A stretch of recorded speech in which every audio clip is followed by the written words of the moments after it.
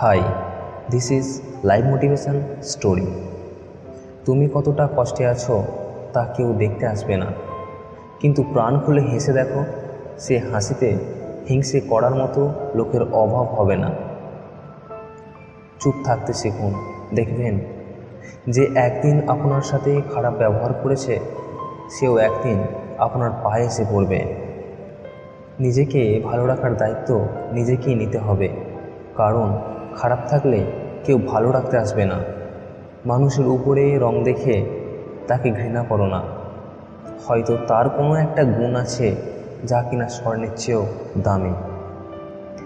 স্বপ্ন পালিয়ে যায় ঘুম ভেঙে গেলে, আর মানুষ পালিয়ে যায় স্বার্থ ফুরিয়ে গেলে। ভাঙা বিশ্বাস আর ফেলে আসা সময় কোনোদিন ফিরে আসে না। সৌন্দর্য একদিন তোমায় ছেড়ে যাবে, কিন্তু জ্ঞান চিরদিন তোমার সাথে থাকবে। কিছু কিছু মানুষ নিজেকে নিয়ে অহংকার করে খুব বড়ভাবে, কিন্তু তারা হয়তো জানে না ফুলের সৌরভ আর মানুষের গৌরব বেশি দিন টিকে না। রূপ দিয়ে তো সবাই নিজেকে সাজাতে পারে, যে গুণ আর চরিত্র দিয়ে নিজেকে সাজাতে পারে সেই তো আসল মানুষ।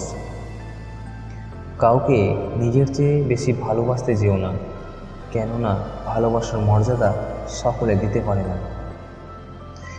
জীবনে একমাত্র সেই সুখী হতে পারে যে সমস্ত পরিস্থিতিতে নিজেকে মানিয়ে নিতে শিখে গেছে।